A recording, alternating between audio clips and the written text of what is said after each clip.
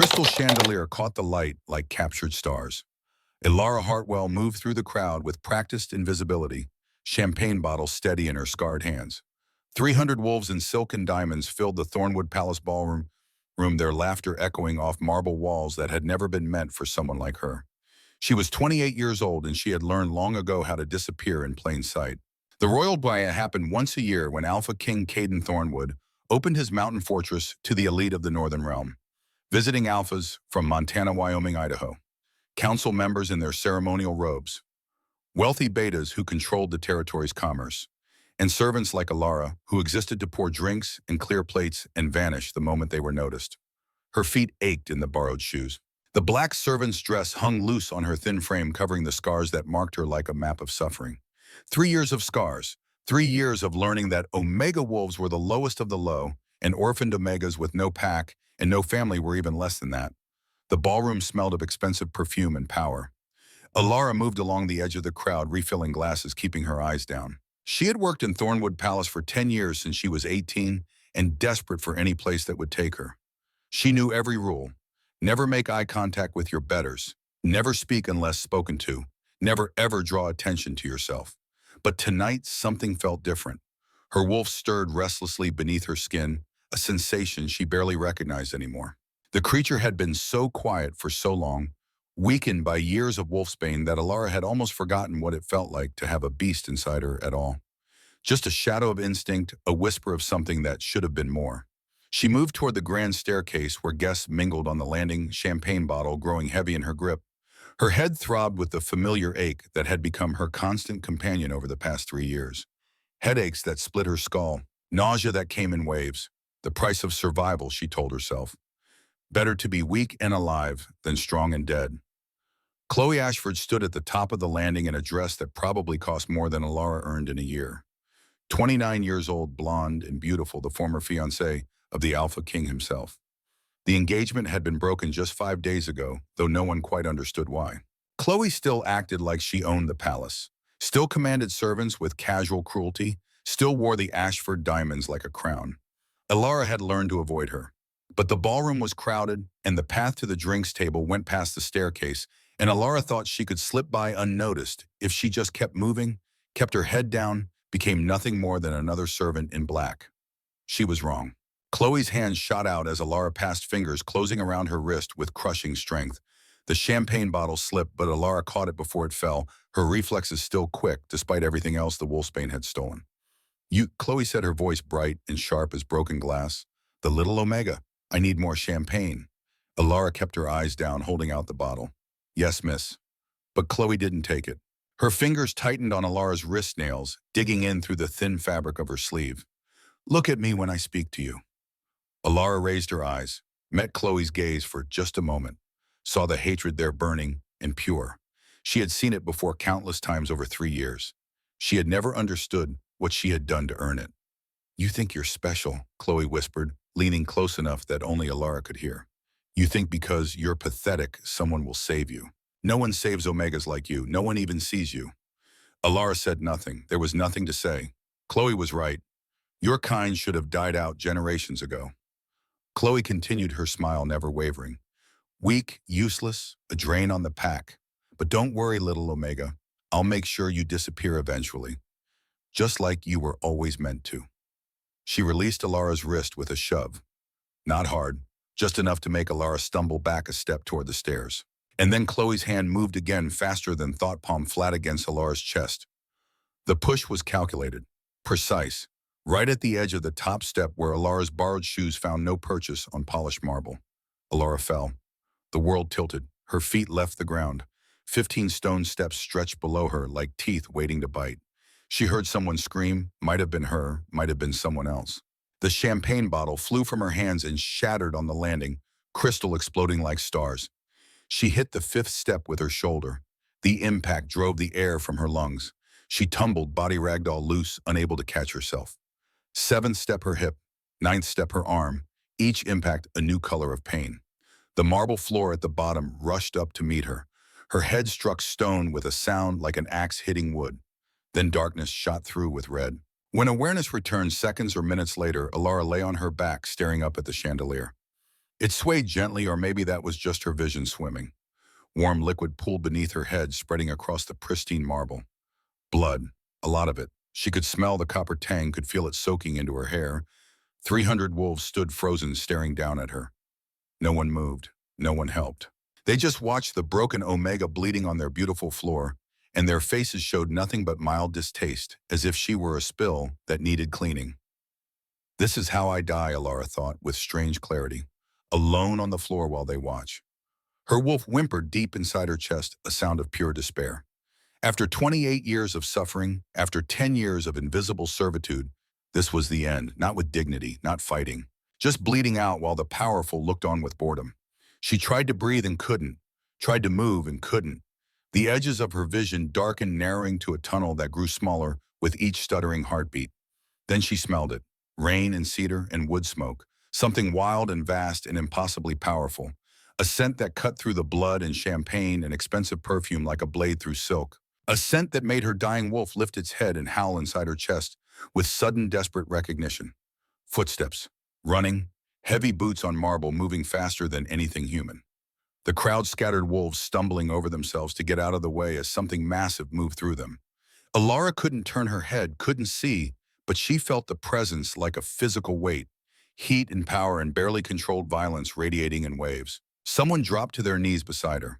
Large hands, calloused and gentle, cradled her head, lifted her from the pooling blood with infinite care.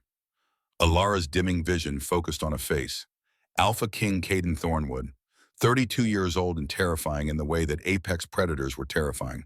6'5" of muscle and controlled fury, with dark hair that fell past his collar and eyes the pale ice blue of a winter sky. They called him the Winter King because his enemies froze when he looked at them, because mercy was something he had forgotten how to give. Those ice blue eyes stared down at Alara now, and they were not cold. They were burning. Gold bled through the blue like sunrise, his wolf rising so close to the surface that the air around him shimmered with power. His hands trembled where they held her, not with weakness, but with the effort of restraint. Every muscle in his body locked tight, vibrating with the need to shift to hunt, to kill whatever had hurt his what Alara didn't understand. She had seen the Alpha King exactly 17 times in 10 years. He had never looked at her, never spoken to her. She was Omega's servant, nothing. Why was he holding her like she mattered? Why was he looking at her like the world had just shifted beneath his feet? Mate. Caden said, his voice rough and breaking. She's my mate. The words hit the crowd like a shockwave. Gasps rippled through 300 wolves. Impossible. The Alpha King's mate was supposed to be someone powerful, someone worthy. Not a bleeding Omega servant dying on his floor. But Caden didn't seem to care what was possible. He gathered Alara against his chest, one arm beneath her knees and the other cradling her head, lifting her like she weighed nothing at all. Blood soaked into his formal jacket, into the white shirt beneath. He didn't notice. A low growl built in his chest, a sound that made every wolf in the ballroom drop their eyes in submission. Who did this? Not a question. A demand. Silence. 300 wolves and no one spoke. Caden's eyes swept the crowd, gold, overwhelming blue. Now his wolf so close that his canines lengthened, pressing against his bottom lip. The scent of alpha power flooded the room, thick enough to choke on. Wolves began backing away, pressing themselves against walls, some dropping to their knees without meaning to. Who did this? His gaze found Chloe on the landing. She stood frozen, face pale, her carefully constructed mask of innocence cracking at the edges. She opened her mouth to speak, to deny, to deflect. Caden's snarl cut her off. Don't. One word. Absolute. Final. He looked down at Alara again, and his expression transformed. The rage bled away, replaced by something raw and desperate. His hand touched her face with devastating gentleness, thumb brushing her cheekbone, careful of the blood and broken skin. Stay with me, he whispered, too quiet for anyone but Alara to hear. Please, I just found you. Stay with me. Alara wanted to answer, wanted to ask why he cared, why he called her mate, why the world had suddenly turned inside out. But darkness pulled at her again, stronger, now irresistible. The last thing she felt was Caden's arms tightening around her. The last thing she heard was his voice breaking on her name, a name she had never told him. Alara, don't leave me, Alara. Then nothing. Caden carried her through the palace at a run. Servants scattered before him, pressing themselves against walls as the Alpha King passed with his dying mate in his arms. Blood dripped on marble floors, leaving a trail like breadcrumbs. He didn't slow. His wolf howled inside his skull. Not the usual screaming agony of the shadow poison that had plagued him for 6 years, but something different, something worse. The beast ripped at his control, demanding to be set free, demanding blood and vengeance and the death of anyone who had hurt their mate, because she was his mate. He knew it with certainty that transcended logic. Her scent had hit him like a physical blow when she fell. Rain and honeysuckle and something wild that called to every primitive instinct in his body. 32 years he had waited, 6 years of torture, and the moon goddess had finally answered, and she was dying in his arms. He kicked open the door to his private chambers, the rooms no one entered without permission, his sanctuary, his fortress, the one place in the entire palace where he could let his guard down. He laid Alara on his bed with the same care he would handle shattered glass. Her blood stained his silk sheets, turning them dark. Her face was ghost-pale, lips tinged blue breath, so shallow he could barely see her chest move. "Healers!" His roar shook the windows. "Now!" They came running, 3 of them, the best in the territory, stumbling over themselves to answer the Alpha King's summons. They froze in the doorway, staring at the scene before them with obvious shock. The king, the Omega, the blood. "Help her!" Caden snarled. Gold still consumed his eyes. His hands flexed, claws extending and retracting with each breath. "Now!" The head healer, an older woman named Margaret with silver-streaked hair and 40 years of experience, moved first. She approached the bed, fingers gentle on Alara's throat, checking for a pulse. "Severe head trauma," she said, her voice clinical. "Professional. Blood loss approaching critical. Possible skull fracture. Possible internal bleeding." She looked up at Caden, her expression carefully neutral. "She needs a blood transfusion immediately. Without it, I give her 30% chance of survival." "Then do it. We'll need to match her blood type, prepare the equipment. Use my blood." Margaret blinked. "Your Majesty." "Use my blood." Caden was already pulling off his jacket, rolling up his sleeve. "Alpha blood. It will heal her faster." The healer hesitated. Alpha blood transfusions were rare, reserved for only the most critical cases, usually between family members or bonded mates. The Alpha King didn't just give his blood to dying servants. But then Margaret looked at Alara's face, looked at the way Caden held her hand, and understanding dawned. "She's your mate." "Yes." "Did you know before tonight?" "No." The word came out harsh, bitter, because he should have known, should have recognized her sooner. He thought about the past 18 months, the 92 times he had seen her in corridors and kitchens and libraries. The way his eyes had tracked her without permission. The way his wolf had stirred when she was near. He had thought it was nothing. Casual interest. Boredom. He had been a fool. Margaret worked quickly after that, setting up the transfusion equipment with practiced efficiency. The other 2 healers assisted, their shock giving way to focused competence. They cleaned Alara's head wound, stitched the worst of the damage, wrapped her in bandages that immediately began to soak through with red. Caden sat beside her, his blood flowing through a tube into her arm. He watched the color slowly return to her face, watched her breathing deepen, watched the mate bond flare to life between them like a golden thread only he could see. It hurt. The bond pulled at him, demanding completion, demanding he claim her properly, bite her mark, her make her his in every way that mattered. But she was unconscious and broken, and he would not do that to her, would not take that choice away. So he just held her hand and waited. Hours passed, the healers finished their work and left with strict instructions to call if anything changed. Caden didn't move. He sat on the edge of his bed, blood-stained and exhausted, watching his mate breathe. The shadow poison in his head had gone quiet. For 6 years since the rogue Alpha attack that had nearly killed him, Caden had lived with constant agony. Dark magic poison that couldn't be cured, couldn't be removed, could only be endured. It made his wolf scream day and night, made sleep impossible, made every moment a battle against the beast, trying to tear free and destroy everything around him. The healers had told him that only a true mate bond could ease it. Only the moon goddess's chosen partner could quiet the poison enough to make life bearable. He had searched, traveled to every territory in the northern realm, met every eligible female, hoped each time that he would catch that scent, feel that recognition. Nothing. Years of nothing. The council had eventually pressured him into accepting Chloe Ashford as a political match, a loveless arrangement that would secure the western border. He had agreed because he was tired, because he thought his mate didn't exist, because he believed he would die slowly from the poison and the kingdom needed stability. Then Alara had fallen down the stairs and her scent had hit him and the world had rearranged itself. Now his wolf lay curled peacefully in his chest, content for the first time in 6 years. The screaming had stopped. The pain had faded to a distant ache, just from being near her, just from touching her hand. If the bond was completed, if she accepted him, the poison might disappear entirely. But first she had to survive. Caden looked down at their joined hands. Hers was so small and his, the bones delicate, the skin marked with old scars. Burns, he realized with cold fury. Silver burns, the distinctive pattern of pure silver against werewolf skin, leaving blackened marks that never fully healed. Someone had hurt her, repeatedly, for a long time. His grip tightened carefully, mindful of her fragility. He would find out who. He would make them pay. But first, Alara had to wake up. "Come back," he whispered to her unconscious form. "I've been waiting for you. Don't make me wait anymore." She didn't answer, but her fingers twitched in his just barely. A flutter of movement that might have been nothing or might have been everything. Caden closed his eyes and prayed to the moon goddess he had stopped believing in years ago. Prayed that she hadn't given him his mate only to take her away. Prayed that Alara would open her eyes and give him a chance to prove that he could be what she needed. Behind him, dawn light began to creep through the windows. The gala had ended hours ago. The palace had gone silent.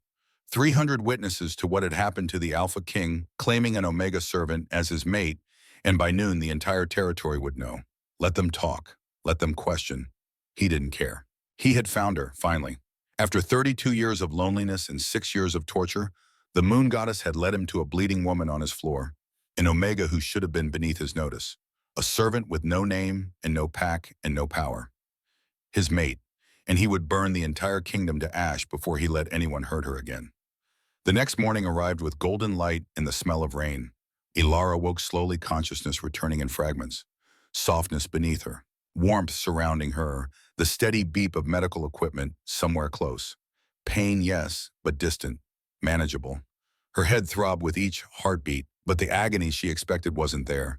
She felt floaty, disconnected, wrapped in something that dulled all the sharp edges. Alpha blood, some distant part of her mind supplied, in her veins, making her stronger. She opened her eyes to an unfamiliar ceiling, high, ornate, painted with scenes of wolves running beneath a silver moon. Not the cracked plaster of the servants' quarters, not anywhere she recognized. Alara turned her head carefully, testing her body's limits. Her vision swam but cleared. She lay in an enormous bed with silk sheets and more pillows than one person could possibly need. Medical equipment stood beside her, tubes running from her arm to bags of clear fluid. And beyond that, floor-to-ceiling windows showed the Rocky Mountains stretching toward a cloudy sky. The Alpha King's chambers. She was in the Alpha King's chambers. Panic spiked through her, sharp enough to cut through the medication haze. She shouldn't be here. Servants didn't enter these rooms. Omegas especially didn't enter these rooms. She would be punished. Beaten. Worse. She tried to sit up. Her body protested but obeyed. The room tilted dangerously and she gripped the sheets, breathing through the nausea, waiting for the world to stabilize. A door opened. Alara's head snapped toward the sound, every muscle tensing despite the pain. Caden Thornwood stepped into the room carrying a tray of food. He wore simple clothes, black pants, and a white shirt, his hair loose around his shoulders. He looked tired, beautiful and terrifying, and exhausted in a way that made him seem almost human. He saw she was awake and stopped. The tray wobbled in his hands. For a long moment, they just stared at each other, Omega and Alpha servant and King connected by something neither of them fully understood. Then Caden set the tray down very carefully on a side table and moved toward the bed. Slow, non-threatening, like approaching a wild animal that might bolt. "You're awake," he said. His voice was different than she remembered from the gala. Softer, hoarse. "Thank the goddess. You've been unconscious for 2 days.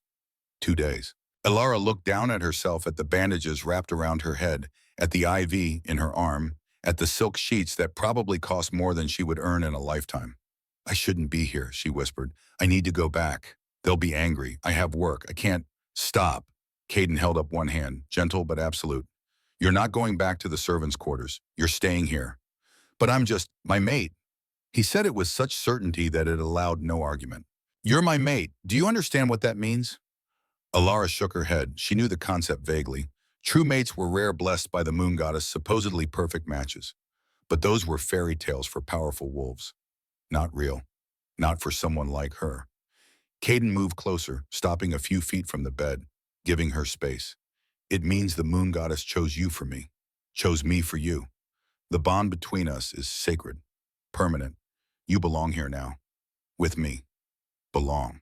The word made her flinch. She had never belonged anywhere. I'm Omega, she said as if he might have forgotten, as if the weakness in her bones and the scars on her skin weren't obvious.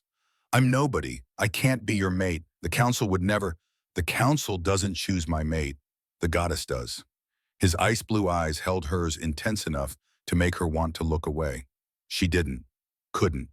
And she chose you. Silence stretched between them. Elara's mind spun trying to process information that didn't fit with everything she knew about the world. Alpha Kings didn't mate with Omega servants. Powerful wolves didn't notice broken girls. This didn't happen. But the way he looked at her, the way her wolf stirred inside her chest, suddenly less quiet, suddenly reaching toward him with desperate hope. The way the air between them felt electric, charged, impossible to ignore. Maybe it was real. Why? The question came out smaller than she intended. Why me? Caden was quiet for a moment, his jaw working like he was trying to find the right words. When he spoke, his voice was raw, honest. I don't know why the goddess chooses what she chooses. I stopped trying to understand her 6 years ago when everything went to hell. But I know this, Tom. He took one step closer. The moment you fell, the moment I caught your scent, everything changed. The poison in my head went quiet for the first time in 6 years. My wolf recognized you. My soul recognized you. He looked away out the windows toward the mountains. I've been watching you for 18 months. Didn't understand why. Thought I was just bored, lonely. But I counted. 92 times I saw you. 92 times I noticed how you tucked your hair behind your ear when you read. How you smiled when you thought no one was watching. How you hummed while you worked in the kitchens at 2 in the morning. Alara's breath caught. He had noticed. The Alpha King had noticed her. I'm sorry I didn't realize sooner, Caden continued. Sorry I didn't protect you. But I know now. And I swear to you on my life, on my crown, on everything I am. He turned back to face her, and his eyes blazed with gold. No one will ever hurt you again. The promise hung in the air between them, heavy with meaning. Alara wanted to believe it. Wanted to believe that someone finally saw her, finally cared, finally thought she was worth protecting. But 3 years of torture had taught her not to trust. Chloe, she whispered. She pushed me. She stopped unsure how much to say. Afraid of being blamed. Afraid of not being believed. I know. Caden's voice went cold. Hard. I sent her away. Broke the engagement. She's not allowed within 100 miles of this palace. Relief and terror warred in Alara's chest. Relief that Chloe was gone. Terror at what that meant. The council wanted that alliance. They'll be angry. They'll blame me. Let them be angry. He said it like anger from the council was nothing. Maybe to him it was. You're more important than politics. The words should have been comforting. Instead, they made Alara's chest tight with anxiety. She didn't understand this. Didn't understand him. Alpha Kings didn't throw away political alliances for Omega servants. This would have consequences. Bad ones. As if reading her thoughts, Caden sighed and ran a hand through his hair. I know this is overwhelming. I know you're scared, but I need you to understand something. He moved to the bed slowly and sat on the edge, careful to maintain distance. The mate bond is real. What we have is real. And I will do whatever it takes to keep you safe. Alara looked at him. Really looked. Saw the exhaustion in the lines around his eyes, the tension in his shoulders, the way his hands flexed like he wanted to reach for her, but was holding himself back. He was powerful, yes. Dangerous, yes. But in this moment, he just looked like a man trying very hard not to break something fragile.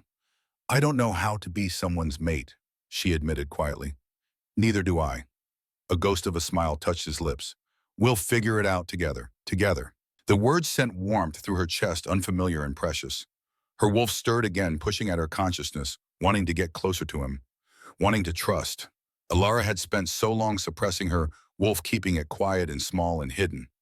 Now it woke for this man, this alpha, and she didn't know if that was hope or disaster. Why does your poison go quiet around me? She asked, remembering what he had said. Caden's expression darkened. 6 years ago, a rogue alpha attacked me, nearly killed me. He used shadow magic poison that can't be cured. It makes my wolf scream. Constantly, day and night. I haven't slept more than an hour at a time since it happened. He paused. Until 2 nights ago, when you were here, I slept 4 hours. Dreamless, peaceful. Because of you. The weight of that confession settled over Alara like a blanket. He needed her. Not just wanted, but needed. The mate bond could save him from suffering. What happens if she couldn't finish the sentence. If I leave, if I die, if I'm not strong enough, then I'll manage. His voice was firm. I won't force you to stay because I'm in pain. That's not what mates do. You stay because you want to, because you choose to, not because you're obligated. Choice. He was giving her choice. Alara had lived 10 years without choices, 3 years of active torture, 28 years of being told she was worthless. And now the most powerful alpha in the territory was offering her the one thing she had never had. Freedom. I don't want to go back to the servants' quarters, she heard herself say. I don't want to be invisible anymore. Caden's entire body relaxed, tension bleeding out of him like he had been holding his breath. Then stay. Stay here. With me. It was too fast. Too much. Too everything. But Alara was so tired of being small. So tired of suffering. And the way he looked at her like she mattered, like she was precious. Maybe she could be brave. Just this once. Okay, she whispered. I'll stay. The smile that broke across Caden's face was transformative. It softened every hard edge, made him look younger, almost boyish. He reached out slowly, giving her time to pull away, and when she didn't, his hand touched her face with devastating gentleness. His thumb brushed her cheekbone. His palm cupped her jaw. And the moment their skin connected, electricity sparked between them. The mate bond recognizing, reaching, pulling them together. Alara gasped. Caden's eyes flared gold. For a long moment, they just stayed like that, frozen in that first real touch. Then Caden exhaled shakily and pulled his hand back, though she could see the effort it cost him. You need rest, he said, his voice rough. And food, and time to heal. We can talk about everything else later. He stood and moved to the tray he had brought, carrying it back to the bed. Soup, bread, water, simple food, but it smelled better than anything Alara had eaten in years. Eat, Caden said. Please, you're too thin. She was. Years of minimal rations in the servants' quarters, years of whatever scraps she could find. Her body had adapted to near starvation. Now faced with real food, her stomach cramped with want. Alara took the bowl with trembling hands and ate slowly. The soup was rich and warm and perfect. Caden watched her with an intensity that should have been uncomfortable, but somehow wasn't. He looked at her like she was precious, like she was his. Maybe she was. When she finished, exhaustion pulled at her again. The medication, the blood loss, the trauma, all of it catching up. Her eyes grew heavy. Sleep, Caden said softly. I'll be right here. You don't have to. I want to. He settled into a chair beside the bed, close enough to touch, but giving her space. Sleep, Alara. You're safe now. Safe. She had never been safe in her life. But as her eyes drifted closed, as unconsciousness pulled her down into darkness, Alara let herself believe it. Just for a moment. Just for now. She was safe. And someone finally saw her. 3 days after the gala, Alara woke to find Caden asleep in the chair beside her bed. He looked uncomfortable. His tall frame folded awkwardly, head tilted at an angle that would leave his neck aching. One hand outstretched toward the bed, like even in sleep, he needed to maintain that connection. Dark circles shadowed his eyes, but his face held a peace she had never seen before. No tension, no pain, just stillness. She watched him for a long moment, this powerful alpha who had upended her entire world. The morning light caught in his dark hair, traced the strong line of his jaw, softened features that were usually hard as stone. He looked younger like this, vulnerable. Her wolf stirred with warm affection, a feeling so foreign that Alara almost didn't recognize it. For 3 years, her wolf had been silent, beaten down by wolfsbane and silver, in constant fear. Now it woke for this man pressed against her consciousness with gentle insistence, wanting to get closer. Alara's hand moved before she thought about it, reaching out to touch his face. Her fingers trembled as they hovered over his cheek. She had never touched anyone like this, had never been allowed. Touch meant punishment. Touch meant pain, but Caden had been nothing but gentle. She let her fingertips brush his skin, warm, real. The mate bond sparked at the contact, that electric connection that made her breath catch. Caden's eyes opened immediately. Ice blue alert, despite having been asleep a moment before. Years of survival instincts, she realized. Alpha reflexes that never fully rested. But when he saw her touching him, saw her hand against his face, those ice blue eyes went soft. Hey, he said quietly, his voice rough with sleep. He didn't move, didn't pull away, just let her explore the newness of touching someone without fear. You stayed, Alara whispered. I told you I would. He turned his head slightly, pressing into her palm. How are you feeling? Better. It was true. The pain in her head had dulled to a manageable ache. The dizziness had faded, alpha blood in her veins knitting her back together faster than she had any right to heal. You should sleep in your own bed. That chair looks terrible. A small smile tugged at his lips. I didn't want to make you uncomfortable. You're still healing. I thought having me in the bed might... I wouldn't mind. The words came out before she could stop them. Bold. Too bold. But true. Caden went very still. His eyes searched hers, looking for certainty, looking for any sign of fear or doubt. You're sure, Alara nodded. She wasn't sure of much, but she knew she slept better when he was close. Knew her wolf settled when it could feel his presence. Knew that for the first time in her life she wanted someone near. Okay. Caden stood slowly, working the stiffness out of his shoulders. But if you change your mind at any point, just say, no questions, no hurt feelings. Understood. Understood. He moved to the other side of the massive bed, keeping distance between them, even as he lay down on top of the covers. Close but not touching. Present but not demanding. Alara turned on her side to face him. They lay there in the growing morning light, two people connected by fate and circumstance trying to figure out how to exist together. Tell me about the shadow poison, she said quietly. Caden's jaw tightened. For a moment she thought he wouldn't answer, that she had pushed too hard too fast. Then he sighed, long and tired. 6 years ago there was a rogue alpha terrorizing the Western Territories, killing anyone who got in his way. The council asked me to handle it. His eyes focused on something distant, some memory he carried. I tracked him for 3 weeks. Found him in an abandoned silver mine near the Idaho border. We fought. He was strong, but I was stronger. He paused, his hand flexing on the comforter. I didn't know he was a dark magic user until it was too late. When I had him pinned, when I was about to finish it, he smiled. Said I would suffer forever for what I had done to his pack.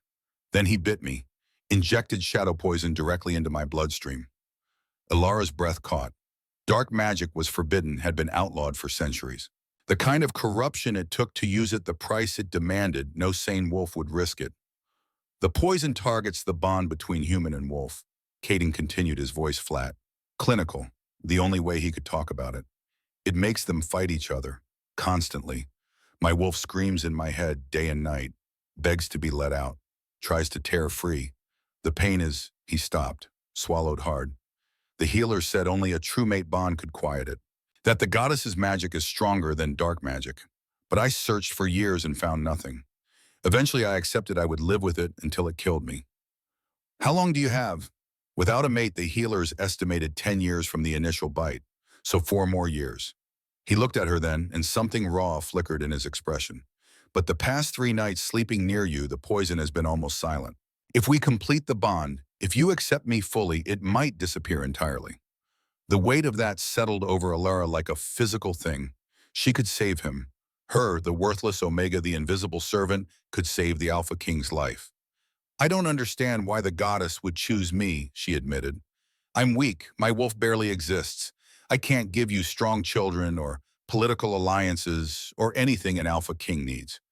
Caden reached out slowly, giving her time to pull away. When she didn't, his hand covered hers on the comforter, large and warm and steady. I don't care about strong children or political alliances. I care that when you're near me, I can think clearly for the first time in 6 years. I care that you smell like rain and honeysuckle and something wild I can't name. I care that in 18 months of watching you, I never once saw you be cruel or petty or mean, even though everyone around you was all those things to you. His fingers tightened on hers.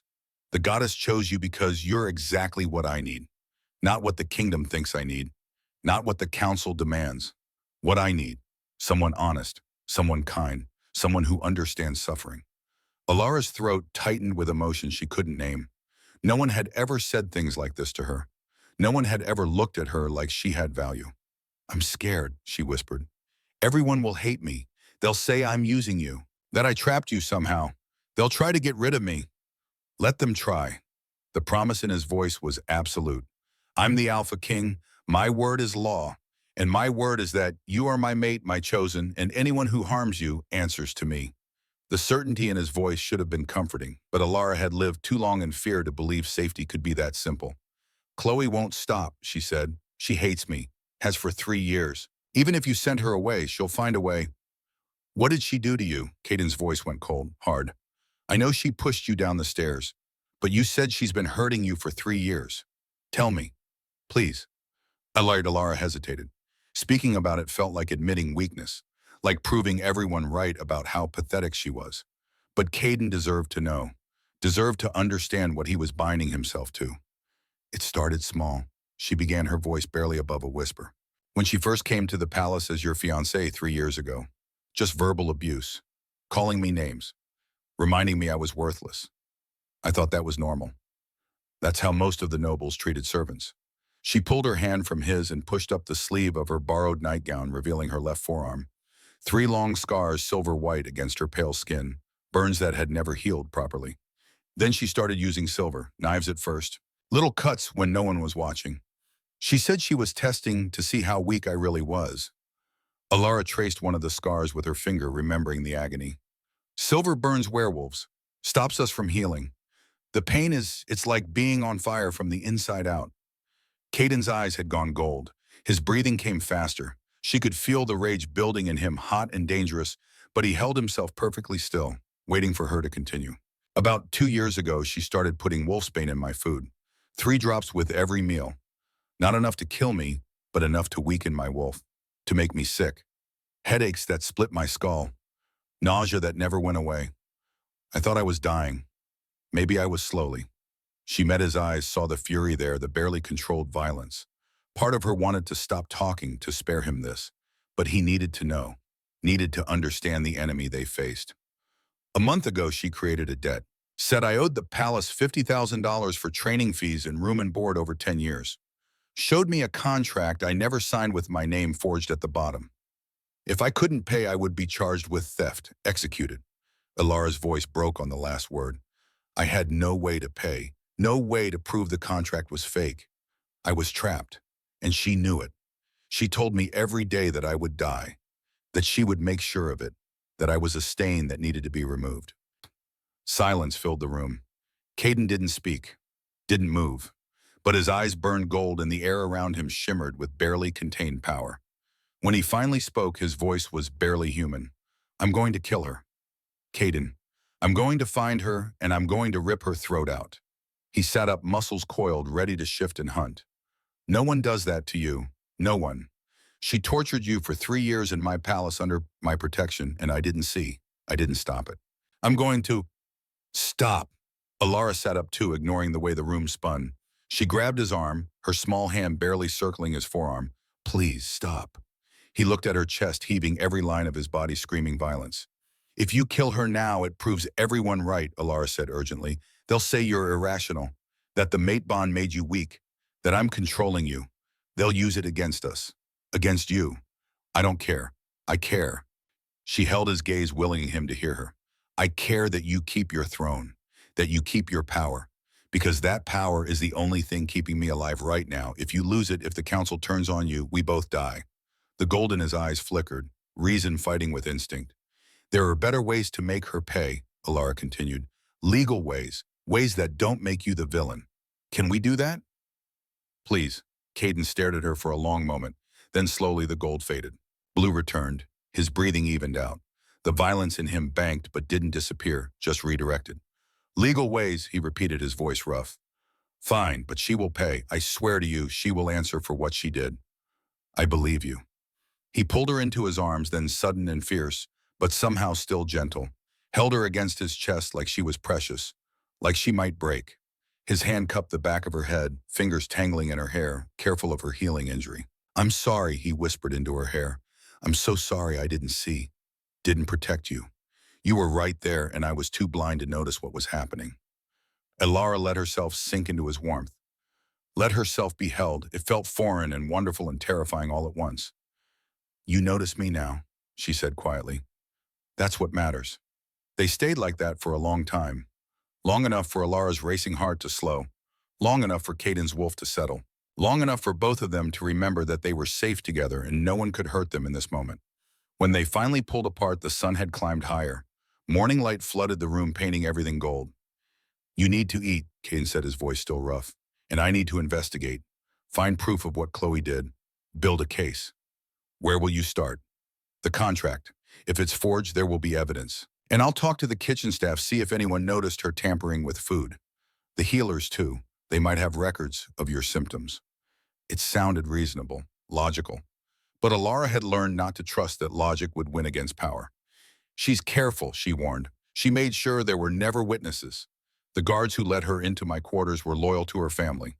The servants who saw her around the kitchens were all too scared to speak up. Then I'll make them not scared anymore. Caden stood, rolled his shoulders, already shifting into Alpha King mode. I want you to rest today. Heal. Margaret will check on you. And tonight, he paused, something uncertain crossing his face. Tonight, Alara prompted. Tonight I'd like to have dinner with you. Here. Just us, if you're feeling up to it. The powerful Alpha King suddenly looked almost nervous. I want to know you, really know you.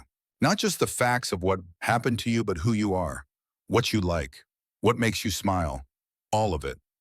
Warmth bloomed in Alara's chest, soft and precious. I'd like that. The smile he gave her could have lit the entire palace. Caden spent the day hunting for evidence while Alara rested. She dozed on and off, her body still recovering from the trauma of the fall and the years of poison before it. Margaret came to check on her in the afternoon, changing bandages and running tests with efficient kindness. You're healing remarkably well, the healer said, examining Alara's head wound. Alpha blood is powerful medicine. Another week and you'll barely have a scar. Will I? Alara hesitated, then forced the question out. Will I get stronger?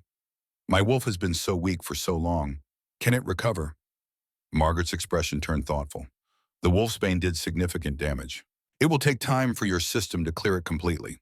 But yes, with proper nutrition and no more poison, your wolf should strengthen. You'll never be as powerful as a born alpha, but you're young, resilient. I'm cautiously optimistic. Never as powerful as a born alpha. The words shouldn't have stung. Alara had never expected power. But some small part of her had hoped that maybe with the mate bond, with Caden's blood in her veins, she might become more than what she had been. Foolish hope. Margaret must have seen something in her expression because the healer's voice softened. You're the Alpha King's mate. That carries its own power. Don't underestimate what that means. After Margaret left, Alara forced herself out of bed. Her legs trembled but held. She was tired of being weak, tired of lying down. She made her way slowly to the bathroom, marveling at the luxury. A tub large enough to swim in, marble everywhere. Towels softer than anything she had ever touched. She caught sight of herself in the mirror and stopped. The woman looking back was a stranger. Bandages wrapped around her head, covering the worst of the damage. Her face was too thin, cheekbones, sharp eyes too large. The borrowed nightgown hung off her frame. She looked like a ghost, like something half dead. This was what the Alpha King had chosen, this broken thing. Alara touched her reflection, tracing the scars on her arm, the hollows of her face. Somewhere under all this damage was a person, someone real. But she couldn't see it, couldn't find the woman Caden seemed to see when he looked at her. Maybe she never would. A knock on the door pulled her from her thoughts. She called out permission to enter, expecting Margaret or another healer. Instead, a young woman she had never seen before stepped in, pushing a wheeled rack of clothing. The woman was perhaps 25, with warm brown skin and kind eyes. She smiled when she saw Alara. Luna, she said, and the title made Alara flinch. I'm Sienna. The Alpha King asked me to bring you some clothes. He thought you might like something of your own. Luna, queen, mate, titles that didn't fit, titles she had no right to wear. But Sienna was waiting, so Alara nodded and let the woman show her the clothing. Simple things mostly, soft pants and shirts in muted colors. Nothing like the elaborate gowns the noble women wore, but they were new, clean, made to fit her. The king said to prioritize comfort, Sienna explained, pulling out a deep blue sweater. He was very specific, said you needed to feel like yourself, not like a decoration. Something tight in Alara's chest loosened. He had thought about that, about what she would need, what she would want. Thank you, she said quietly. It's too much. I don't need, you do need. Sienna's voice was firm but kind. You're the Luna. You deserve nice things. And if I may be bold, you've needed nice things for a very long time. Alara looked at the woman sharply. You know who I was, before. I know you were a servant. I know you were treated badly. Sienna met her eyes steadily. And I know the Alpha King looks at you like you hung the moon. That's all I need to know. She helped Alara dress in soft black pants and the blue sweater, moving with practiced efficiency. When Alara was clothed, Sienna stepped back and smiled. Better. You look more alive already. Alara didn't feel more alive, But the clothes were comfortable, warm. That was something. Will you stay? She found herself asking. I don't, I'm not used to having people around, but I think I'd like it. If you stayed. Sienna's smile widened. I'd be honored, Luna. They spent the afternoon together, Sienna talking about palace life, filling the silence with gentle chatter that required no response. Ilara listened, learning names and politics and 1,000 small details about the world she had existed in but never been part of. It was nice, having a friend, or something close to a friend. When evening came and Sienna left to prepare dinner, Ilara felt the loss of her presence. But she also felt something new, something fragile and precious. Hope. Caden returned at sunset and Ilara could tell immediately that something had changed. He moved with tight control, his jaw clenched, his eyes hard. He carried a folder in one hand and violence in the set of his shoulders. You found something, Ilara said. I found everything. He set the folder on the table with barely restrained force. The forged contract. Testimonies from 3 kitchen workers who saw Chloe tampering with food. Medical records showing your wolfsbane poisoning symptoms. And this. He pulled out a ledger, flipped it open to a marked page. Chloe's personal accounts. Payments made to 4 guards over the past 3 years. 1 payment every time you were injured and no report was filed. Ilara's stomach turned. She had known the guards were complicit. But seeing it documented, seeing the exact price of her suffering, how much did she pay them? $500 per incident. Caden's voice was ice. Your pain was worth $500. The number was laughably small, insultingly small. What happens now? Ilara asked. No, I call an emergency council meeting. Present the evidence. Have her formally charged with torture of a pack member, attempted murder, and conspiracy. He paused. She'll be tried in 3 days. Public trial, the entire pack as witnesses. Public. The word made Ilara's chest tight. Everyone watching, everyone judging. You don't have to be there, Caden said, reading her expression. I can handle it. You can stay here, stay safe. Ilara shook her head. No, I should be there. I should face her. You don't owe her that. I don't owe her anything, but I owe myself. Ilara stood, moved to where Caden waited. I've been afraid of her for 3 years. I don't want to be afraid anymore. Pride flickered in Caden's eyes. Then you'll be there, and I'll be right beside you. He reached for her hand, laced their fingers together. The mate bond hummed between them, warm and right and perfect. I arranged dinner on the balcony, he said, his voice softening. Thought you might like fresh air. I would. They ate together as the sun set over the Rocky Mountains, painting the sky in shades of orange and gold. Simple food, but delicious. Caden asked her questions about herself, about the things she liked, the dreams she had buried. Ilara answered haltingly at first, unused to being interesting to anyone. But Caden listened like every word mattered, asked follow-up questions, remembered details. And slowly Ilara found herself talking more freely. About books, about the library where she had spent stolen hours reading when no one needed her, about wanting to see the ocean someday, about a childhood she barely remembered and a future she had never dared imagine. The ocean, Caden repeated, something thoughtful in his expression. We'll go, after everything settles. I'll take you to the Pacific coast. We'll spend a week doing nothing but walking on the beach. You don't have to. I want to. He reached across the table, covered her hand with his. I want to give you everything you never had, everything you deserve. Ilara's throat tightened. I don't know how to do this, how to be someone's mate, how to be important to someone. Neither do I, Caden admitted, but we'll figure it out. Together. That word again. Together. As darkness fell and stars emerged, Caden told her about his own childhood, about being raised to be Alpha King, about the pressure and loneliness and weight of a crown he had inherited at 22 when his father died, about 6 years of constant pain that had made him cold and hard and distant. You make me feel human again, he said quietly, his thumb tracing circles on the back of her hand. Like I'm more than just the king, more than just the poison. You remind me that there's supposed to be softness in the world. I'm not soft, Ilara said. I've survived too much to be soft. You're strong, Caden corrected, but you're also kind, gentle. Those aren't weaknesses. They're rare, precious. His eyes met hers in the starlight. They're everything. Later, when they went to bed, Caden asked permission before joining her, gave her every opportunity to say no, to ask for space, to put distance between them. Ilara said yes. They lay facing each other in the darkness, close but not touching. The mate bond pulled between them, a golden thread that wanted to draw them together. But Caden held back, giving her control, letting her decide. Can I? Alara stopped suddenly shy. Can I touch you? Always, Caden breathed. You never have to ask. She reached out tentatively, her hand finding his face in the dark, traced his jaw, his cheekbone, the strong line of his nose.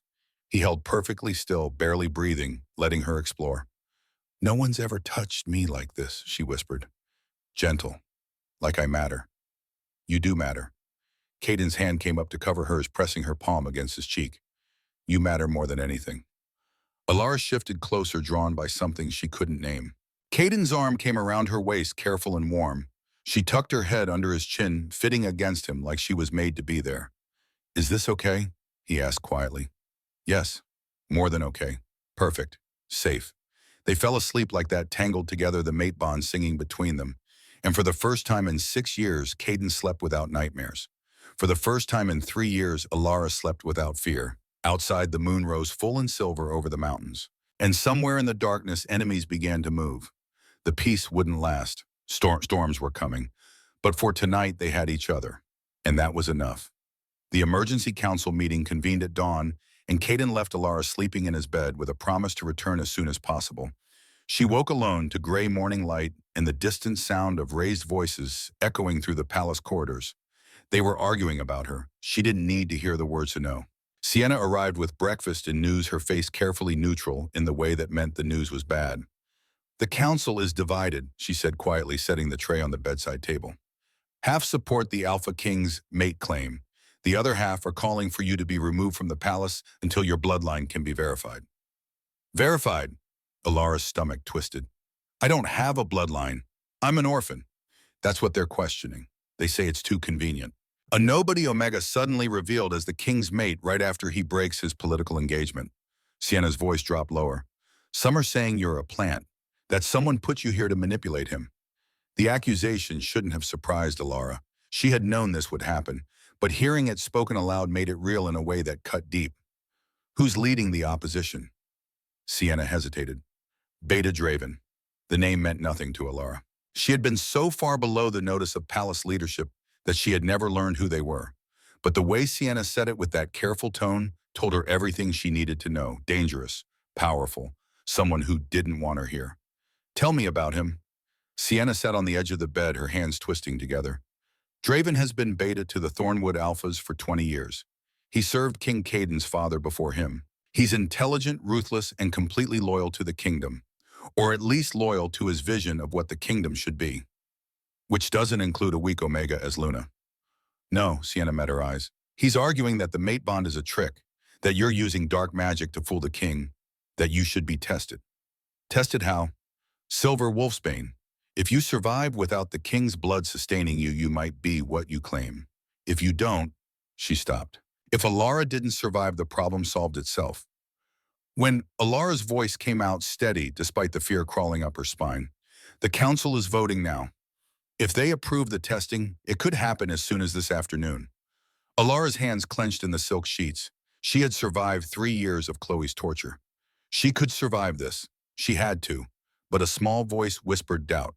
What if she couldn't? What if her wolf was too weak, too damaged? What if she died, proving something everyone already believed, that she was worthless? Caden won't let them, she said, trying to convince herself. Sienna's expression was pained. The Alpha King is powerful, but even he has limits. If the council votes with a 2/3 majority, he has to comply. It's pack law. Absolute power corrupts absolutely, so the founders built in checks. 20 council members. 14 votes would override the king. Alara threw back the covers, ignoring the way her body protested.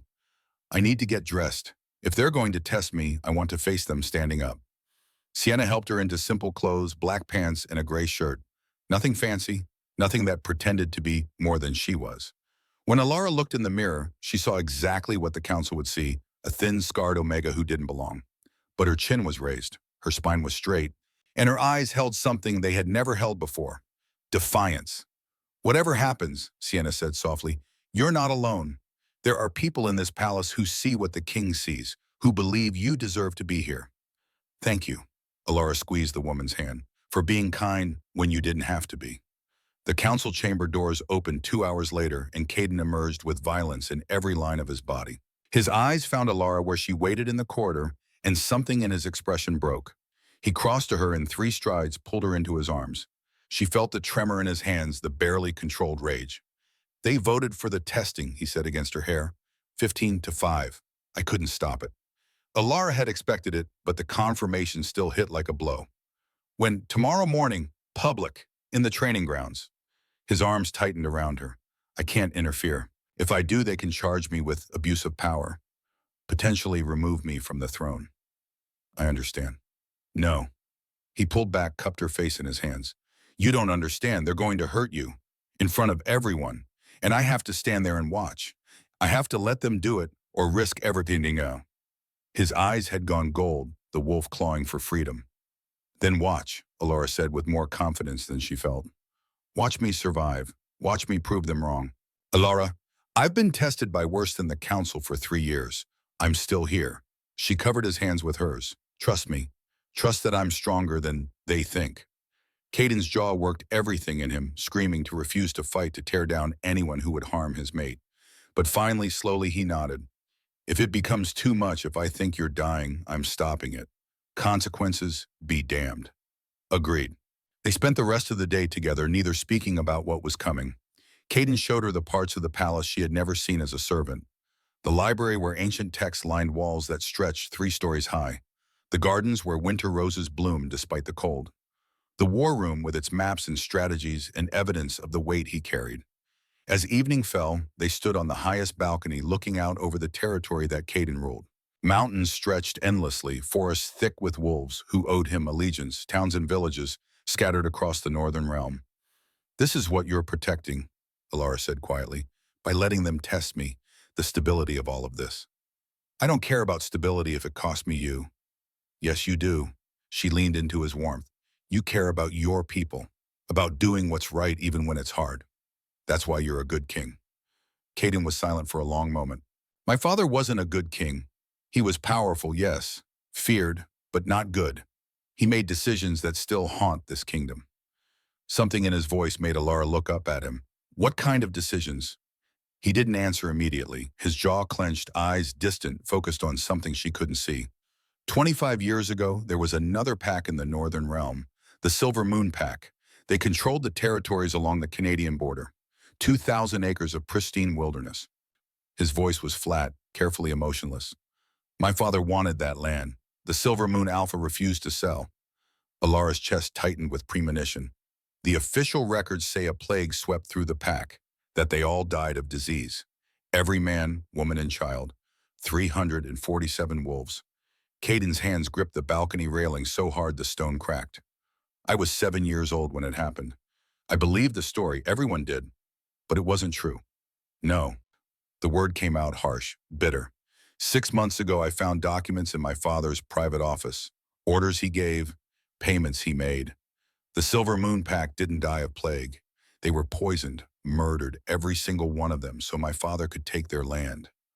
Horror washed through Alara like ice water. The council knows. Some of them, the ones who were in power back then, they helped cover it up. He turned to face her and his eyes were haunted. That's why Draven is fighting so hard against you. He was my father's beta. He was there. He helped execute the genocide. The pieces clicked together in Alara's mind. Draven wasn't just protecting his vision of the kingdom. He was protecting his own crimes. If you change things, if you bring in new blood, new perspectives, she began. He loses control of the narrative, Caden finished, loses the ability to keep his secrets buried. So this test isn't just about me being Omega. It's about removing someone who might threaten the old guard. Yes, Caden's voice was raw. I'm sorry, I should have cleaned house years ago.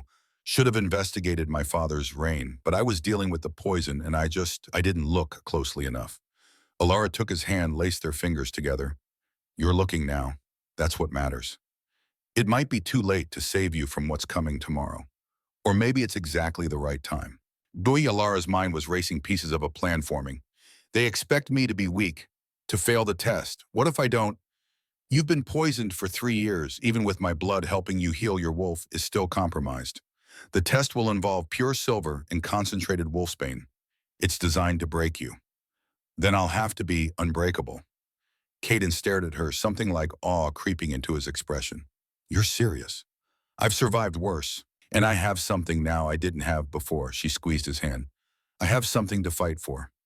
That night, Alara dreamed. She stood in a forest she had never seen, massive pines stretching toward a silver moon. The air smelled of rain and earth and something wild, something familiar in a way that made her chest ache with longing. A woman appeared between the trees, tall and strong with brown hair like Alara's and eyes the color of whiskey. She wore clothes from another era, leather and fur, and she moved with the deadly grace of a born alpha. Hello, little one, the woman said, her voice warm and sad and infinitely gentle. Who are you? Alara whispered, though some part of her already knew. I think you know. The woman smiled. I've been waiting a long time to speak with you. You're, Alara's voice broke. You're my mother. Leora Silver Moon, yes. The woman moved closer and Alara could see the resemblance now. The shape of her face, the curve of her mouth. I'm sorry I left you. Sorry I couldn't stay. What happened? Death happened. Murder happened. Leora's expression hardened. The Thornwood King came for my pack, poisoned us, hunted us, burned us alive. I managed to get you out, but just barely. I sealed your wolf to keep you safe, made you appear weak so no one would look twice. The scars on Alara's arm tingled. The seal, the thing that had made her Omega. I'm not really Omega, she said slowly. No, my daughter, you're Alpha, pure bloodline, one of the strongest that ever lived. Leora's eyes shone with pride and sorrow. But I locked that power away when you were 3 years old, turned you into something small and invisible, because small and invisible creatures survive when the strong are hunted down. The seal is breaking. Alara knew it instinctively. I can feel it. Ever since Caden's blood, the mate bond accelerates what was already beginning. You're 28 now. The seal was only meant to last 25 years. It's been cracking for 3 years, but the wolfsbane slowed the process. Leora reached out as if to touch Alara's face, though her hand passed through like mist. Tomorrow's test will shatter it completely. The pain will be unlike anything you've experienced. But on the other side, I'll be what I was always meant to be. Yes, and you'll finally understand why the Thornwood King's son is your mate. Leora's voice turned fierce. You'll have the power to change everything, to finish what my generation couldn't, to make sure no pack ever suffers what Silver Moon suffered. I don't know how. You'll learn, and you won't be alone. Leora began to fade, dissolving into moonlight and shadow. Your father and I are proud of you, little one. So proud. Now wake up and show them what Silver Moon blood means. Alara woke, gasping, Caden's arms immediately around her. Nightmare? He asked, voice rough with sleep. No. Alara's heart raced, but not from fear, from certainty. A message. She told him everything. The dream, her mother, the seal that had hidden her true nature for 25 years. Caden listened with growing incredulity, his hands tightening on her shoulders. Silver Moon, he breathed when she finished. Your Silver Moon, the pack my father destroyed. I'm the last one. The words should have been lonely. Instead, they felt like purpose. And tomorrow, everyone's going to find out. The testing grounds were packed. Every wolf in the palace and half the territory beyond had come to witness the Omega servant who claimed to be the Alpha King's mate. They filled the stone amphitheater, hundreds of faces watching with expressions ranging from curiosity to contempt. Alara stood in the center of the arena, dressed in simple white traditional for a testing. Her hair was pulled back, revealing the healing wound on her head, the scars on her arms, every mark of weakness displayed for all to see. The council sat in raised seats along one wall, 20 wolves who would judge her worthiness. Draven stood at the center, tall and cold, his dark eyes fixed on Alara with something that looked almost like recognition, like he knew her from somewhere, or knew what she was. Caden stood apart from the council, forced to remain neutral. His eyes never left Alara, and she could feel his wolf howling through their bond, desperate to interfere. She sent him what calm she could, what strength. Trust me, she thought at him. Just trust me. Elder Marcus, head of the council, stepped forward with a scroll. Alara Hartwell, you stand accused of using manipulation to deceive our Alpha King into believing you are his true mate. You will be tested with silver and wolfsbane. If you survive without permanent damage, we will consider your claim legitimate. If you die, he paused. The moon goddess will have spoken. Alara said nothing. She had no words for this farce. 2 guards approached, carrying a silver collar, pure silver 3 inches wide, engraved with runes that would amplify its effects. They fastened it around her neck, and Alara had to lock her knees to stay standing as agony ripped through her. silver burned, seared. The collar felt like a band of fire sinking into her skin, poison spreading through her bloodstream. Her wolf whimpered and tried to retreat, tried to hide from the pain. But Alara held on, breathed through it. She had endured worse. Phase 1, Elder Marcus announced. Survive the silver for 1 hour. 1 hour, 60 minutes, 3,600 seconds of agony. Alara closed her eyes and counted. The crowd watched in silence. Some looked uncomfortable. Some looked eager. Draven looked satisfied. Caden looked like he was dying.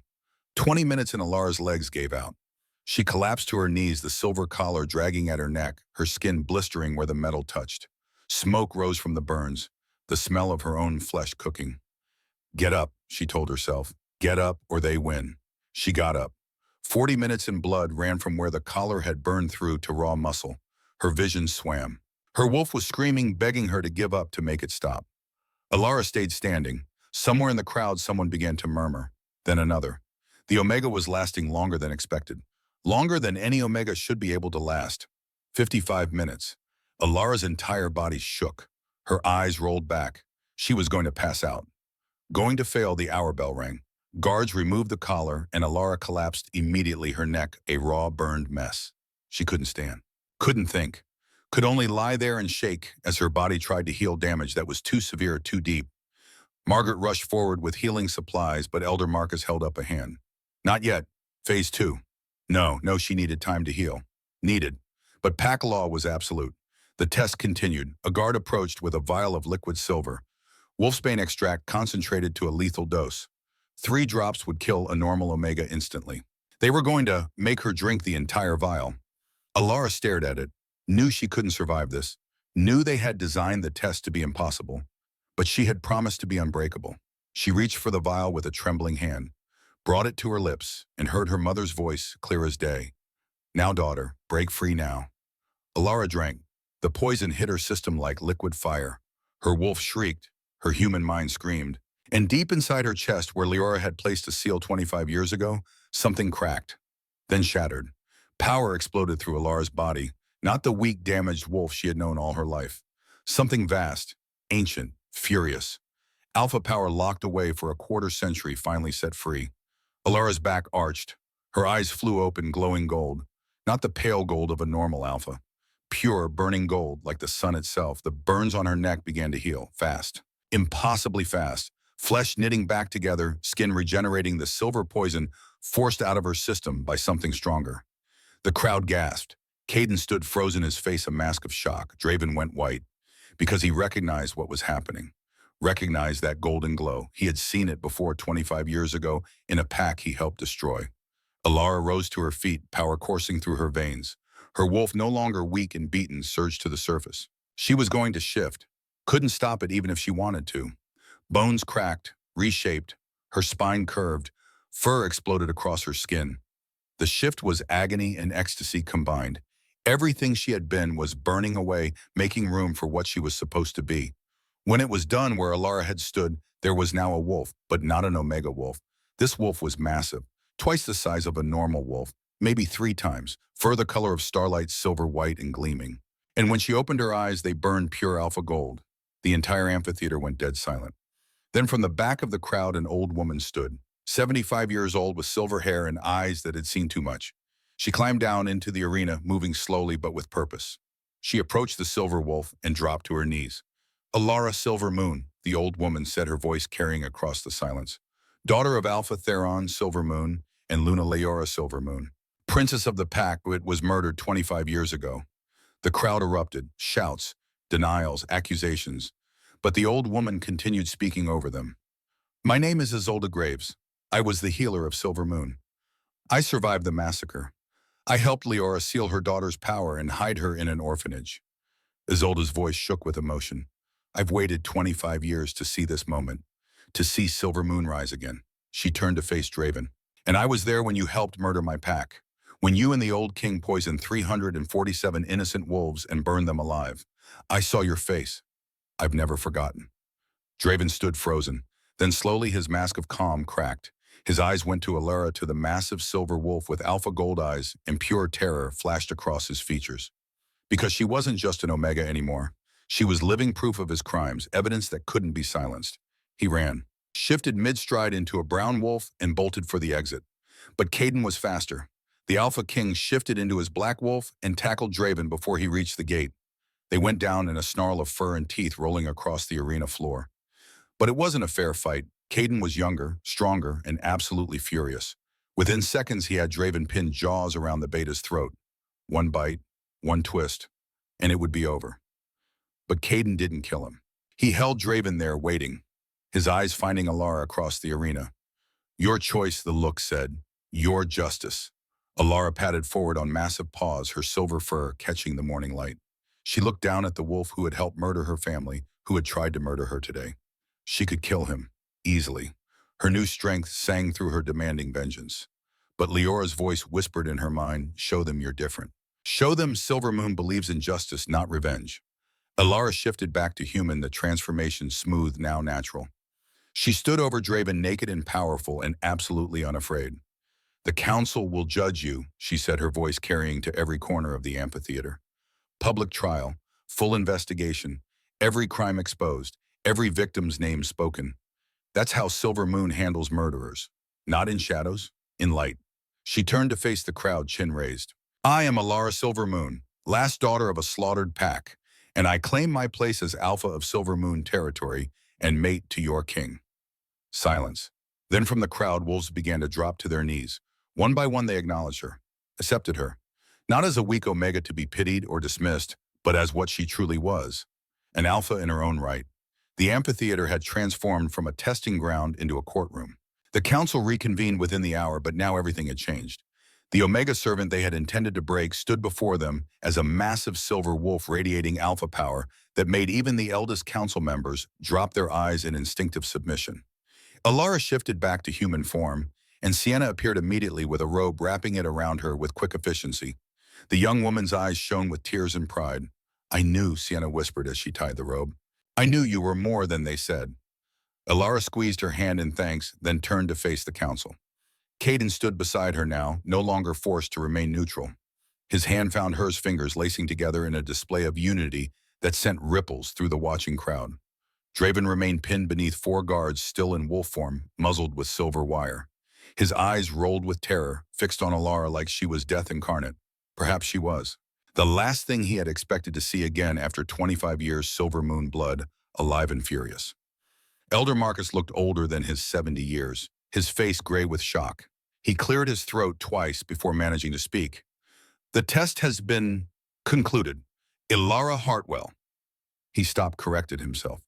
Alara Silver Moon has proven beyond doubt that she is no ordinary Omega, that she is in fact a sealed Alpha of the highest bloodline.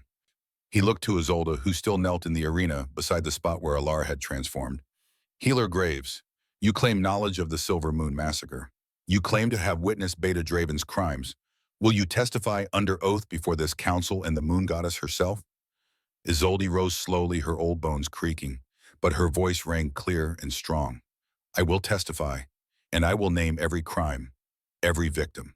Every moment of that night 25 years ago, when the Thornwood King and his beta murdered my pack. The formal trial began immediately. Pack law demanded swift justice when crimes of this magnitude came to light. The council could not adjourn, could not delay, could not allow the accused to escape or die before testimony was heard. Draven was forced to shift back to human form, silver shackles clamped around his wrists and ankles. They dragged him to the center of the arena, forcing him to his knees before the council and the assembled pack. His confident mask had shattered completely. The man who had controlled the kingdom from the shadows for 20 years now looked small, breakable. Draven's son of Marcus Beta to the Thornwood throne, Elder Marcus intoned formally. You stand accused of the following crimes: conspiracy to commit genocide, 347 counts of murder, conspiracy to conceal genocide, attempted murder of an Alpha bloodline heir, and treason against the Northern Realm. How do you answer? Draven's jaw worked. For a moment, Alara thought he might try to deny it, to spin some story that would save him. But he looked at her, at the living proof of what he had tried to destroy, and something in him broke. I was following orders, he said, his voice hoarse. The old king commanded it. I was Beta. I had sworn oaths. Oaths do not cover genocide. Caden's voice cut through the arena like a blade. He stepped forward, and Alara felt the fury radiating from him in waves. My father's crimes do not excuse yours. You made choices. You could have refused. You could have warned the Silver Moon Pack. You could have done 1,000 things differently. But you chose murder. They were a threat. Draven's composure cracked further. Your father saw it. The Silver Moon Alpha was gathering allies building power. In another 5 years, they would have been strong enough to challenge Thornwood's supremacy. Everything we had built, they were innocent. Alara's voice stopped him cold. My father wanted peace. My mother healed the sick. Our pack farmed and hunted and lived in harmony with the land. The only threat we posed was to my father's greed. She walked toward Draven, and despite the shackles, despite the guards, he tried to scramble backward, tried to get away from the daughter of the pack he had slaughtered. You came in the night, Alara said softly. The arena had gone so quiet that her words carried to every corner. Isolde told me, you poisoned the water supply first. Wolfsbane and silver dust measured precisely to weaken, but not kill immediately. You wanted them conscious. You wanted them to know what was happening. I didn't, Draven tried. Don't lie. Caden's voice cracked like a whip. I found the records, your handwriting, orders for the poison, payment vouchers to the assassins, letters to my father detailing the progress of the massacre. He pulled documents from inside his jacket, threw them at Draven's feet. Papers that had been hidden for 25 years, waiting for someone brave enough or foolish enough to look. You wrote about it like it was a military campaign. Caden continued, his voice shaking with barely controlled rage. You documented how many died each night. You complained that some escaped into the forest and had to be hunted down. You described burning the bodies to hide the evidence. You signed every report with your name and title, proud of your efficiency. The crowd's murmur rose like a wave. Wolves who had believed the plague story their entire lives now confronted the truth. Some looked sick, some looked angry, some looked at Draven with the kind of hatred reserved for the worst traitors. Isolde Graves, Elder Marcus called, please give your testimony. The old healer moved to the center of the arena, and when she spoke, her voice carried the weight of 25 years of grief. I was 49 years old when they came, she began. I was the pack healer. I knew every wolf in Silver Moon by name. I had delivered most of the children. I had tended the elders. I knew their joys and their sorrows and their hopes for the future. Her hands clenched at her sides. On the night of the autumn equinox, the sickness began. Wolves collapsing at dinner, vomiting, seizures. I thought it was food poisoning at first, but the symptoms were wrong. And when I tested the water supply, I found wolfsbane. Someone had poisoned us. She turned to face Draven directly. That night, while I tried to save the sick, assassins came. 20 of them, maybe more. They wore black and carried silver weapons. They cut down anyone who tried to fight. They dragged the weak from their beds and killed them in the streets. I watched Draven himself drive a silver blade through Alpha Theron's heart. I watched him laugh while doing it. Draven made a strangled sound. I didn't laugh. You laughed, Isolde said flatly. You told Alpha Theron that his land would serve Thornwood better than it ever served Silver Moon. Those were your last words to him before you killed him. Silence fell like a shroud. Luna Leora found me hiding in the healer's lodge. Isolde continued, her voice breaking. She had her daughter, 3-year-old Alara, wrapped in a blanket. She begged me to help them escape. I led them through the forest to the eastern border. But Leora knew they would hunt her, knew they would never stop looking for surviving Silver Moon wolves. Isolde's eyes found Alara. So she asked me to seal her daughter's wolf, to make Alara appear as the weakest kind of Omega, to hide her in plain sight where no one would look twice. I performed the ritual while Leora held her daughter and sang lullabies to cover the child's screams. Then Leora kissed her baby goodbye and went back to die with her pack to make the assassins think they had killed everyone. Alara's throat closed. She remembered nothing of that night, but now she could imagine it. Her mother's last act of love, sacrificing herself so her daughter could live. I took Alara to an orphanage 300 miles south, Isolde finished. I checked on her every year, always from a distance. Watched her grow up weak and overlooked and invisible. And I waited for the seal to break naturally. Waited for the day she would be strong enough to face the truth and demand justice. She turned back to the council. That day is today. Elder Marcus looked at the documents, at Isolde, at Draven, kneeling in silver chains. His expression was that of a man watching everything he believed crumble to dust. Does anyone speak for the accused? He asked formally. Silence. Not one voice rose in Draven's defense. Then we will vote, all in favor of a guilty verdict on all charges. 20 hands rose, every single council member. unanimous. Guilty, Elder Marcus declared. The sentence for genocide is death. The sentence for treason is death. The sentence for attempted murder of an alpha is death. Draven, son of Marcus, you are hereby stripped of your title, your rank, and your right to the moon goddess's mercy. Your execution will be carried out immediately witnessed by the pack, and your name will be struck from all records of honor. He looked to Alara. As the injured party and last heir of Silver Moon, you have the right to carry out the sentence yourself. Or you may delegate to the Alpha King. The choice is yours. Every eye in the amphitheater turned to Alara. They wanted blood, wanted to see justice delivered by the woman who had survived what should have killed her. Wanted the poetic symmetry of Silver Moon finally getting revenge. But Alara thought about her mother, about Leora who could have run, who could have saved herself but chose to go back, chose to die with dignity rather than hide in fear. I will not kill him, Alara said clearly. Gasps rippled through the crowd. Even Caden looked surprised. But not because he deserves mercy, she continued. He doesn't. He deserves to die slowly, painfully alone. But I won't become what he is. I won't let his crimes turn me into a killer. She looked at Caden. The Alpha King will carry out the sentence, as is his right and duty, and I will watch. I will bear witness for every wolf who died, for my mother and father, for the 347 souls who never got justice. I will watch and I will remember. Caden stepped forward, understanding, flickering in his ice-blue eyes. She was giving him this, letting him atone for his father's sins by delivering justice his father had perverted. Thank you, he said quietly for her alone. Then louder to the crowd, by my authority as Alpha King, I carry out this sentence in the name of justice in the memory of Silver Moon Pack. He shifted in one fluid motion. Black fur rippled across his skin bones, cracked and reformed, and the massive black wolf that was Caden Thornwood stood before the kneeling Draven. The former beta looked up at the wolf who had been his king. Please, he whispered. Please, Caden didn't let him finish. One strike clean and quick. Jaws closed around Draven's throat and twisted.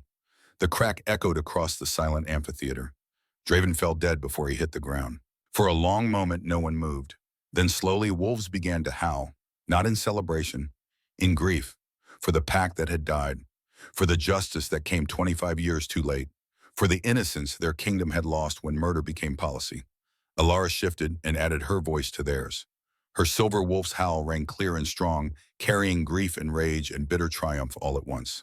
Caden joined her, and then Isolde, and then hundreds of voices rising together in a symphony of sorrow and acknowledgement. When the howling finally stopped, Elder Marcus spoke again. There is one more matter. Chloe Ashford, former fiancée to the Alpha King, has been implicated in systematic torture of Alara Silvermoon over a period of 3 years. Guards bring the accused. Alara's head snapped up. She had thought Chloe was gone, sent away beyond reach. But guards were dragging a struggling figure into the arena, blonde hair tangled and dirty, expensive dress torn. The woman who had made Alara's life hell for 3 years looked nothing like the polished beauty who had ruled the palace through fear. "Let me go," Chloe shrieked, fighting against the guards. "I have rights. My family." "Your family disowned you 3 weeks ago," Elder Marcus said coldly. "When the Alpha King sent them evidence of your crimes, they severed all ties. You have no protection, no allies, no one to speak for you, Mechet." Chloe's eyes found Alara, and pure hatred twisted her beautiful features into something ugly. "This is your fault, all of it. You seduced him. You used your Omega tricks." "I'm not Omega." Alara's voice cut through the tirade. She stepped forward, letting Chloe see her fully for the first time. See the silver wolf's power radiating from her human form. See the alpha gold in her eyes. "I never was. You tortured me for 3 years because you were jealous of a woman you thought was beneath you. How does that feel now? Knowing you're the weak one." Chloe's face went white. "Chloe Ashford," Elder Marcus continued, "you stand accused of torture of a pack member, 3 counts of attempted murder conspiracy to commit fraud and assault with silver weapons. The Alpha King has provided extensive evidence. How do you answer?" Chloe's voice shook. "I was protecting the throne." "She was a threat. You were sadistic," Caden interrupted. His voice was cold enough to freeze. "You enjoyed causing pain. I found your journal, Chloe. You wrote about it, about how much pleasure you took in watching her suffer." He held up a small leather book. Chloe lunged for it, but guards held her back. "Should I read some entries?" Caden asked, his voice dripping with contempt. "March 15th, 3 years ago, cut the Omega today, 3 strokes with silver. She cried beautifully. October 2nd increased wolfsbane to 4 drops. She's getting weaker. Soon she'll be too weak to fight back at all. January 7th this year pushed her down the stairs. Finally, maybe this time she'll die and I can stop worrying about those pathetic brown eyes watching me. The crowd's reaction was visceral. Growls, snarls, wolves pressing forward with violence in their eyes. You didn't do this for the throne, Caden continued, his voice shaking with barely leashed fury. You did it because you're cruel, because you could, because you thought no one would ever stop you. He turned to the council. I request the harshest sentence allowed by law. The harshest sentence for torture and attempted murder is death, Elder Marcus said. He looked at Alara again. But as the injured party, you may request an alternative. Alara stared at Chloe. The woman who had poisoned her, cut her, burned her, made her believe she was worthless. 3 years of systematic torture designed to break her completely. And Alara realized she felt nothing, no rage, no desire for revenge, just emptiness where Chloe used to have power over her. I don't want her dead, Alara said slowly. Death is too easy, too quick. She moved closer to Chloe, close enough to see the fear in her eyes. I want you to live. I want you to live as I lived. Stripped of your wolf, so you're as weak as you thought I was. Exiled from every pack territory, so you're as alone as you made me. And I want you to live a long, long life, remembering that the woman you tortured became a queen, while you became nothing. She turned to Margaret, who stood ready with medical supplies. Can you suppress a wolf permanently without killing the human? Margaret hesitated. Yes, a concentrated wolfsbane serum injected directly into the spine. It severs the connection between human and wolf permanently. The wolf essentially dies while the human lives on. Do it. Alara, Caden started. She deserves worse than death, Alara said firmly. She deserves to live without her wolf, without her power, without everything that made her feel superior. She deserves to understand what it feels like to be weak and helpless and worthless. Let her live with that, the council voted. 19 in favor, 1 abstaining. The sentence was passed. Chloe's screams echoed across the amphitheater as Margaret administered the serum. The sound of a wolf dying inside its human host was unlike anything else, a howl that came from within, growing fainter and fainter until it disappeared entirely. When it was done, Chloe collapsed to the ground, gasping. Her eyes had gone dull, gray where they used to be bright, empty where they used to burn with malice. Take her to the northern border, Caden commanded. Give her supplies for 3 days. After that, she's on her own. And spread the word to all territories Chloe Ashford is exiled. Any pack that takes her in will answer to Thornwood. Guards dragged her away. She didn't fight, didn't scream. Just let them pull her along like a doll with its strings cut. Alara watched her go and felt the last chain break, the last piece of the frightened, broken Omega she had been finally dying. In its place stood something new, something free. The amphitheater emptied slowly. Wolves drifted away in small groups, speaking in hushed voices about everything they had witnessed. The council adjourned. Draven's body was removed and burned without ceremony, his ashes scattered in the wasteland where nothing grew. Alara stood in the center of the empty arena as evening fell, still wrapped in the robe Sienna had given her. She felt hollowed out, not empty but cleared, like a storm had swept through her and left clean air behind. Caden approached quietly, his footsteps soft on the sand. He didn't speak, just stood beside her, close enough that she could feel his warmth, far enough that she had space to breathe. It's done, she said finally. Yes. I thought I'd feel different, vindicated, victorious. She looked at her hands. They weren't shaking. I just feel tired. Justice is exhausting. Caden's hand found hers, fingers lacing together. You carried the weight of an entire pack's grief today. You delivered judgment for 347 souls. That's not something you recover from quickly. Alara stopped, unsure what she needed. Food, sleep, silence, him, everything and nothing all at once. Come with me, Caden said softly.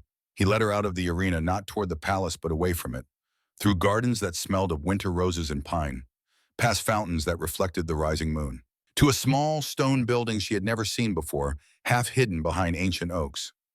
My father built this, Caden explained, unlocking the door. A private sanctuary, somewhere to escape the weight of the crown. I've barely used it since he died. Couldn't stand the memories. Inside was simple but beautiful.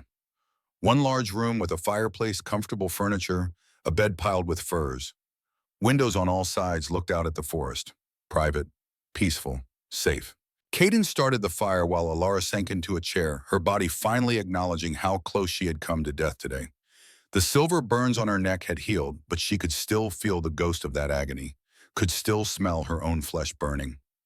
"How are you feeling?" Caden asked, settling on the floor beside her chair. "Close, but not crowding. Present, but not demanding." "The shadow poison," Ilara said instead of answering. "Is it really gone?" Caden went still.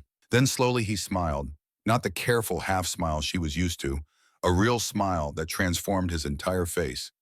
"Yes," he breathed. "It's gone completely. The moment you transformed, the moment the seal broke, and your full alpha power emerged." He pressed his hand to his chest. It burned away. 6 years of agony just vanished. My wolf is quiet, content.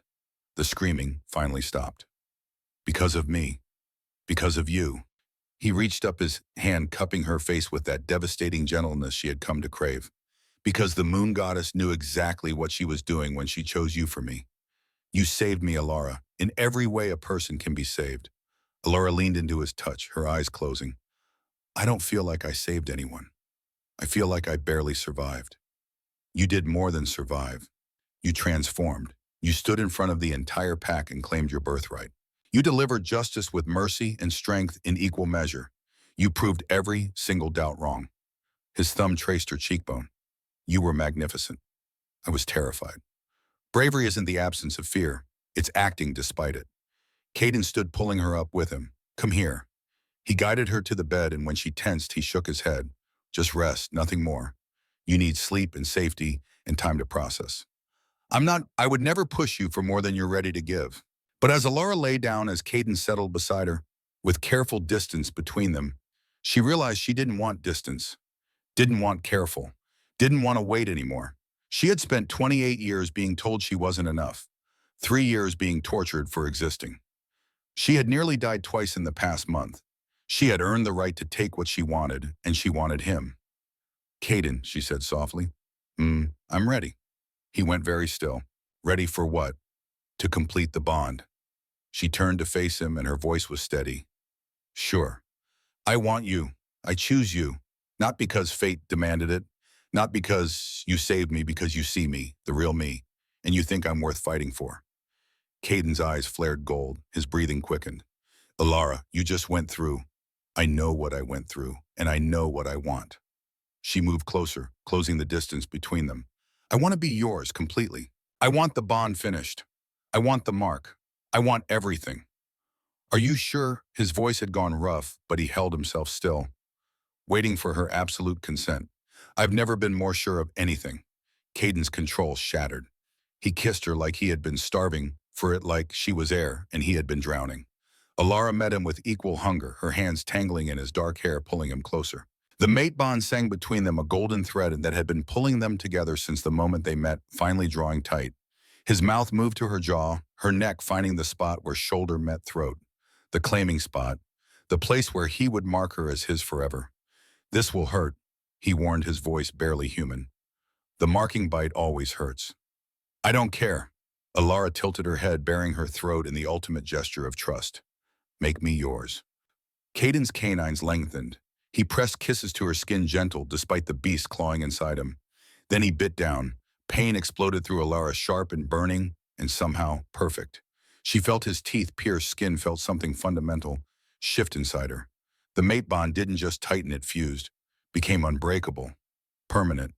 When Caden pulled back, his mouth was bloody, and his eyes were pure gold. The mark on Alara's neck would scar, a permanent testimony of their bond. She could feel it already, the wound healing, but the mark remaining, his claim on her written into her very flesh. "My turn," she said breathlessly. She pushed him onto his back, straddled him, and found the same spot on his neck. Her canines lengthened, alpha teeth sharp and deadly. She bit down without hesitation. Caden's back arched, a sound torn from his throat that was half growl, half moan. His hands gripped her hips hard enough to bruise, but he didn't push her away. Didn't try to stop her. Just let her mark him as thoroughly as he had marked her.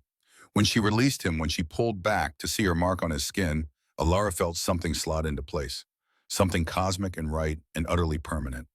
"Mine," she whispered. "Yours." Caden agreed, his voice wrecked. "Always yours."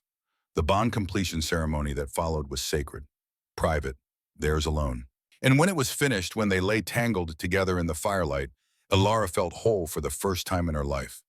Your scent is changing, Caden murmured against her hair. Rain and honeysuckle still, but now there's cedar too. My scent mixing with yours. Good. Elara pressed closer, fitting against him, like she was made to be there. I want everyone to know I'm yours, that you're mine. No questions, no doubts. Never again, Caden promised. From this moment forward, we face everything together.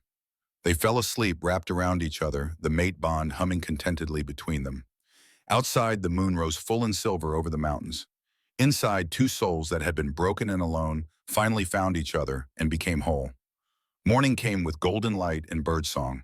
Elara woke slowly, consciousness returning in gentle waves. She was warm, safe held. Caden's arms were wrapped around her, his breathing deep and even with real sleep. Not the restless half-consciousness of a man in constant pain. True, peaceful sleep. She touched the mark on his neck gently. Hers. He was hers. Caden's eyes opened immediately, ice blue and clear, and full of something that made her breath catch. Good morning, he said softly. Morning. Elara smiled. You slept. 8 hours. Wonder colored his voice. 8 hours straight. No nightmares. No pain. Just no sleep. I'd forgotten what that felt like. Get used to it. She kissed him lightly. You're stuck with me now. The bond is complete. You can't get rid of me even if you wanted to. I'll never want to. He pulled her closer, his nose buried in her hair. You smell different. Cedar and rain and honeysuckle all mixed together.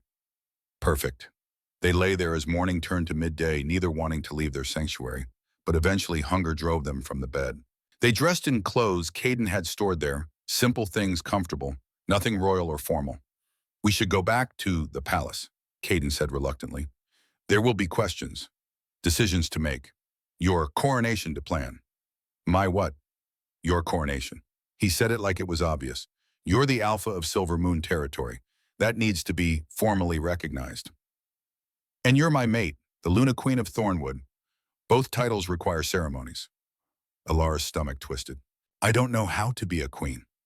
Neither did I know how to be a king when I inherited the crown at 22. Caden cupped her face in his hands. We'll figure it out together, and you won't be alone. You have me. You have Isolde.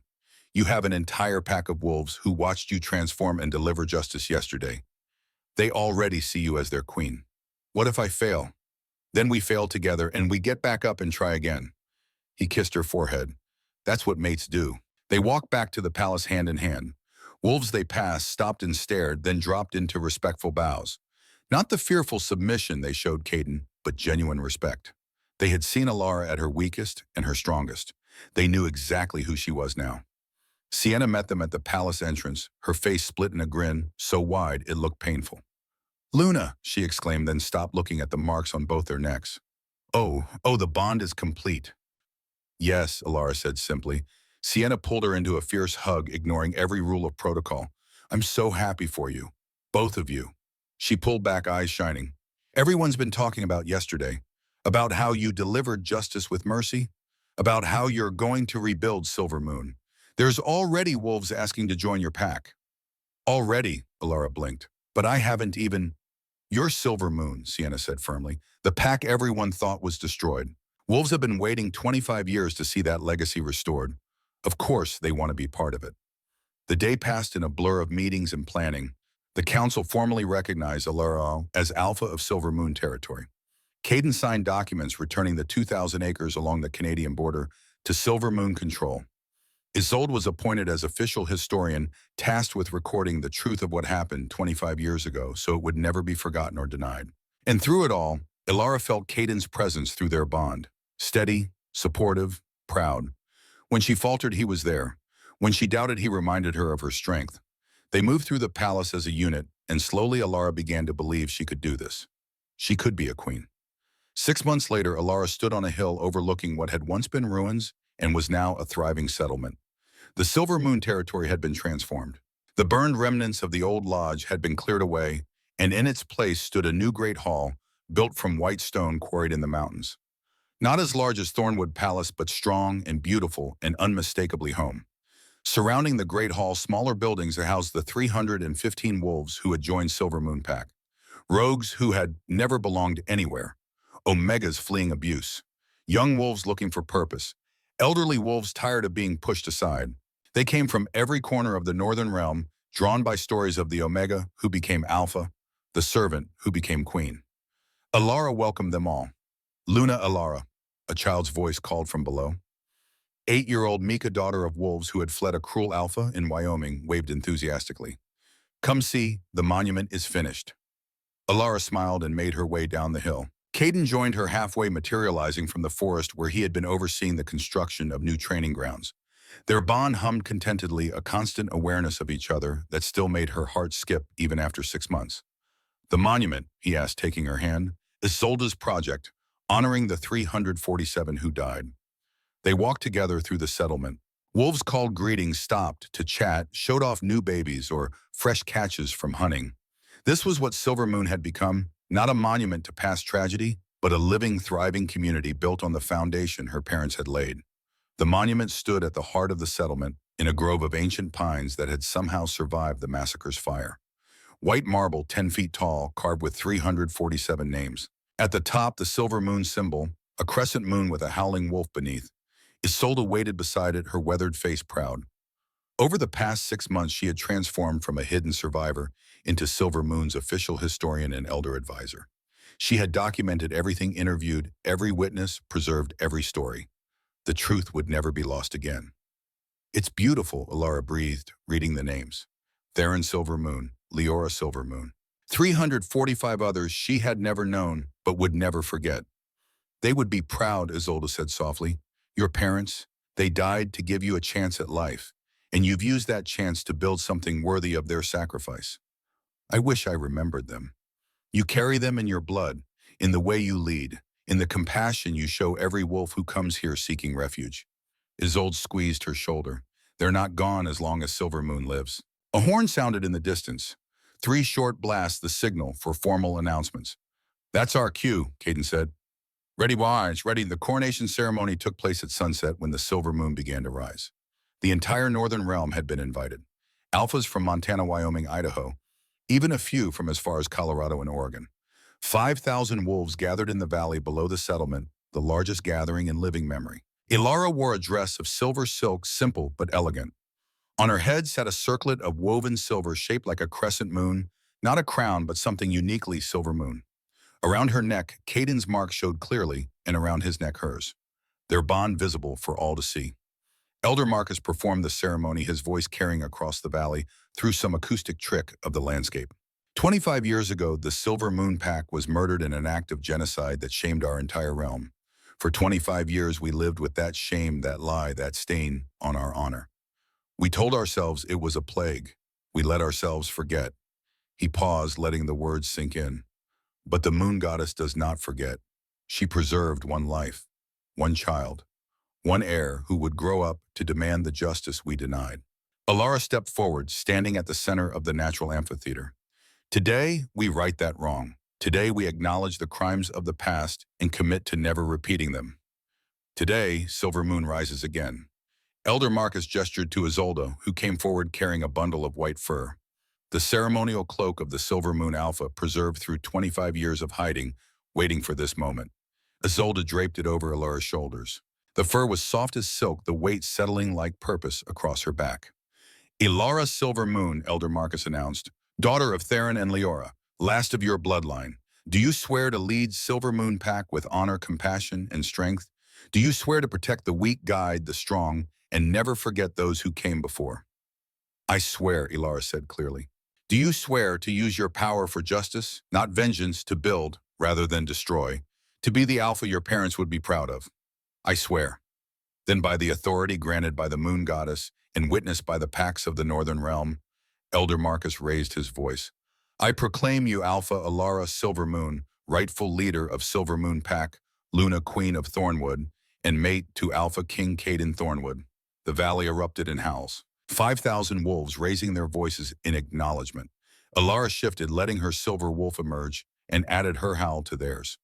Caden shifted beside her, his black wolf pressing against her silver one in a display of unity. They howled together as the silver moon climbed higher, painting the valley in pale light. And for the first time in 25 years, Silver Moon was whole. The celebration lasted 3 days. Wolves from across the realm came to see the restored Silver Moon territory, to meet the Alpha who had risen from nothing to witness what redemption looked like. But on the fourth morning, Alara woke feeling strange, off balance. Her stomach churned in a way that had nothing to do with the rich food from the celebration. She made it to the bathroom just in time to be sick. Caden appeared immediately, his hair, sleep must, concern written across his face. What's wrong? I don't know. Another wave of nausea hit. I'm getting Margaret. The healer arrived within the hour, took one look at Alara and smiled. How long since your last cycle? Margaret asked. Alara blinked. I don't remember. 2 months. 3, I've been so busy with the rebuilding I haven't paid attention. And the nausea, when did it start? This morning, but yesterday I felt tired, more tired than usual. Alara's eyes widened as understanding dawned. No, I can't be. You can be, Margaret said gently. May I examine you? The examination was quick. Margaret's smile grew wider with each test. Congratulations, Luna. You're pregnant. About 8 weeks along, if I'm reading the signs correctly. The world tilted. Alara sat down hard on the bed, her hand moving unconsciously to her still flat stomach. Pregnant, she was going to have a baby, a child who would be both Thornwood and Silver Moon. The first child born to her bloodline in 25 years, living proof that her pack had survived. Alara, Caden's voice was careful. Talk to me. How do you feel? Terrified, she admitted. I don't know how to be a mother. I barely know how to be an alpha. How am I supposed to, the same way we've done everything else, together? Caden knelt in front of her, taking her hands. We'll figure it out. We'll make mistakes, we'll learn, but we'll do it together. He pressed his palm against her stomach, his touch reverent. Our child, part of both of us, both bloodlines united. Alara covered his hand with hers. You're happy about this. Happy doesn't begin to cover it. His eyes shone with tears he didn't bother to hide. You've given me everything. Purpose, peace, love, and now this, a future, a family. Everything I thought I'd lost when the poison took hold. She kissed him slow and deep, pouring everything she couldn't put into words through their bond. Fear and joy and hope and love all tangled together. When they finally told the packs, the celebration rivaled the coronation. Wolves howled their joy, children danced, elders wept with happiness. Silver Moon would continue. The bloodline would survive. Alara stood on the highest point of Silver Moon territory, one hand on her barely swollen stomach, looking out over everything they had built. Behind her, the settlement thrived. 315 wolves working together, building something new from the ashes of something old. Ahead, the forest stretched endlessly, wild and free and full of possibility. Caden came up behind her, wrapping his arms around her waist, his chin resting on her shoulder. What are you thinking about? He asked softly. My mother. Whether she would be proud of what I've become. She would be more than proud. She would be awed. He turned her to face him, his ice blue eyes serious. You survived what should have killed you. You transformed weakness into strength. You delivered justice with mercy. You built a pack from nothing. You're exactly the alpha she hoped you'd become. I hope our child is like her, strong, compassionate, brave. Our child will be like both of us. They'll have your kindness and my stubbornness, your intelligence and my strength. They'll have the best of Silver Moon and Thornwood combined. Alara rested her head against his chest, listening to his heartbeat. Steady, strong, alive. The shadow poison was truly gone, burned away by their bond, leaving Caden whole for the first time in 6 years. I love you, she said simply. I don't say it enough, but I love you. I love you too. He kissed the top of her head. You saved my life. You saved my kingdom. You saved me from becoming my father. I'll spend the rest of my life trying to be worthy of you. You already are. And they stood together as the sun set and the silver moon rose, painting the world in pale light. Below, their packs mingled and laughed and lived.